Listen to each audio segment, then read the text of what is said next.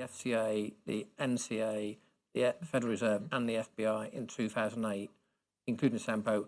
And then a few years later, I served as subject access request from the FCA. And about that particular whistleblowing report, the FCA's commentary was, here with the latest missive from Martin Woods. And what I think they meant was this missive, because they did, excuse me, am I allowed to swear here?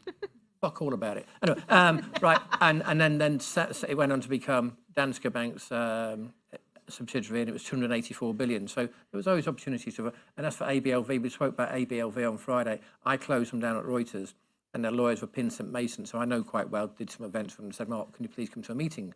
Our office said, yeah, no problem, I owe you a favour. And the deputy CEO of ABLV Bank was in the office. He was flying onto to New York, and he was desperate for me to turn him back on and let them have access to trade foreign exchange through Reuters platforms. I said, no, that's not really going to happen. I said, but while you're here, one thing that has me challenged is all these UK LLP entities that they bank with you and all this money, none of them have a website. It's not easy. He said the Russian firms sell the goods, right? And people buy the goods and they bill it through the UK entity. I said, that's called tax evasion. He said, how so? I said, what about the tax that the Russian company should have paid on the tax evasion?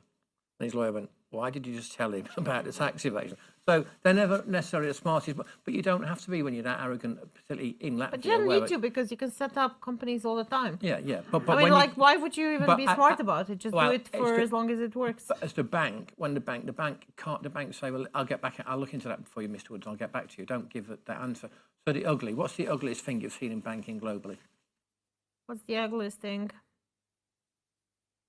In terms of something that really repulsed you and you thought, that's really bad, why did that happen? And, you know, if you'd have taken a different course of action, that would have stopped some harm or something or another. Well, the, human trafficking case. Right, There were a lot of transactions there. I mean, I think, like, if you think about something that, like, if you think about our Azeri laundromat, the paying of politicians, I find that quite outrageous, in part because, like, the people at the end of the chain should know better. Like, this idea, why am I saying this? Is, if I receive a money from an account I don't know about, I'll be asking myself what's going on here. And I think it basically, like, it corrupted masses, right? Because ultimately what you have is, you have a regular business in Montenegro who goes and receive, a payment from a company that they don't know, they haven't done any business with. They become part of the corruption. You have, a person who is, receiving money for, providing translation services. They're receiving this money. So in a way, like, it's just like the scope of it. It's a contamination of everybody as well. Right? Yeah. And it's like everybody becomes complicit. And, and the thing about it is, like, nobody raises hand and says, hey, this is something wrong, I should report it to police. And that's kind of like, and I mean, like, in my own personal kind of belief, once you do something, it's like the first time you kind of become part of it, you can continue to be part of it. I'll help you on that. Once you lost your integrity, it's gone. You can't get it back, which is what I wrote to my boss at Wachovia Bank. He wasn't happy. Anyway, listen, it's your turn. Anybody got any questions for Miranda? Oh, you have got a question this time, Rob. Turns out Rob had a spot of wind last time. It wasn't a question. Thanks.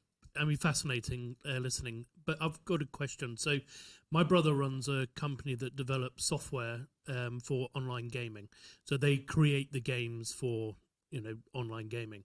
And what he was saying to me, he says he cannot believe how much money is going through these games in crypto. And so the question I've got for you is, has there been or will there be any investigation into these online exchanges that are using crypto? Because he says the factor of amount going through them is 100 times fiat. And so he says he cannot understand why or how, and he says it's just got to be dodgy. Like, if you go now, ever since, the war in Ukraine, if you go to Georgia, if you go to Armenia, If you go to Kazakhstan, if you go to Kyrgyzstan, you're going to find so many crypto exchanges all around the place. My colleagues in one of the European countries, we're actually currently working on a project looking into ownership of the crypto exchanges, and a lot of dodgy characters. I mean, they're like just out there. And the problem is, the crypto is this dark hole we actually don't have much insight into. It's a real problem because, there's no proper regulatory insight. And then on top of that, there's no access to information because you need to actually have, even to find out how it's going between different wallets, which you can do with some really expensive tools, which again, you have to pay for. So that's limiting you. You actually have to have the first lead. And if somebody doesn't even give you that, then, there's very little you can do. So crypto has been one problem that, we have been trying to tackle. Part of the problem is that also you actually don't have experts in the journalistic community who are really, there are very few people who actually know how to report about it. It's such a niche kind of area. So I think this is, normally when if you look at the organized crime and corruption, journalists were coming there before authorities, and because of just this nature of us working across borders, I think with crypto we are really behind, and authorities are even further behind, and it's constantly developing and changing, and it's for the worse. Yeah. I wish that I could say we would, there are stories. We are currently looking for a crypto editor. We actually have hired 2 different crypto editors so far, and none of them worked out. It's incredibly difficult area to tackle. I would say it's not all dodgy as well, as much as in those environments, it's people trying to get their money out of the ruble into a different currency. It's a vehicle for moving into a safer, more stable environment. But it depends. Okay. No, it can so here's my question. Okay, look at this. So we often have this discussion, if you are an innocent person and you deposit your money into a laundromat, does it mean that you're laundering money then? So if you're an innocent Russian man who employs somebody to launder his money and move it outside, don't you become part of the problem because you... Let me counter that then. If I'm an innocent person and I have an account with Danska Bank, I'm still an innocent person. I just well, that's a different thing. Well, it's a wrong bank, but this is where you know that... If I got clean money... So there's lots of crypto exchanges. If I got clean money and I want to get it out of ruble or want to get it out of some other jurisdiction into a safer place, because I might be very foolish because I could lose all my money because they could be rogues. I'm going to try and find one that's not going to rip me off, and that's less likely to be criminal.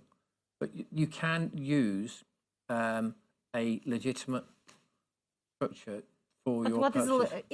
If I employ a money launderer to move my money, even if my money is clean, am I laundering money? No.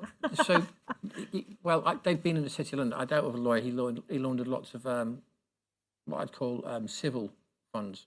So it wasn't always going to be necessary. He did criminal funds as well. He got convicted. But I'm getting a waving hand from my organiser. I want to leave a question for you. I want you to go to delegates. If you could ask people in this room or people in London to do one thing for the OCCRP and financial services in banking, what would it be? I would say share with us information and share with us, but not just information, share with us knowledge. Because, I love coming to these events. I love talking to cops. I love talking to, people, I love talking to criminals.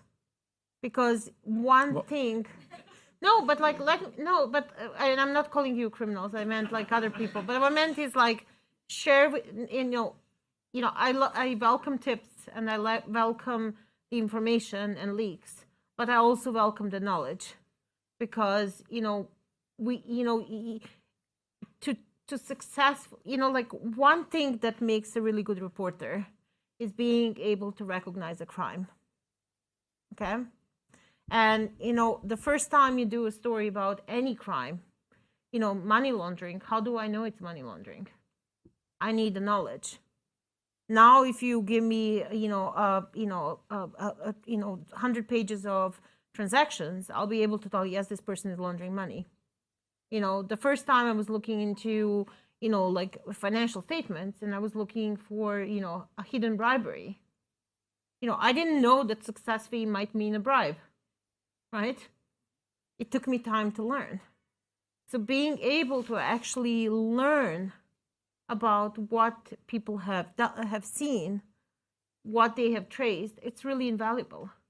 And I think, you know, when I say I'm from OCCRP and I, you know, approach somebody from, you know, the industry, you know, if they don't know us and love us, they basically are like, oh, stay away from me. You know, I might be, you know, accused of something.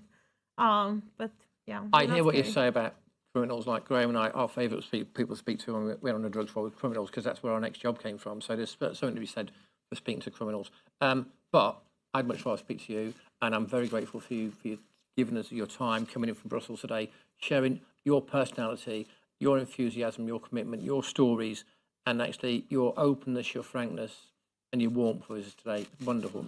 Miranda Patrucic, thank you so much.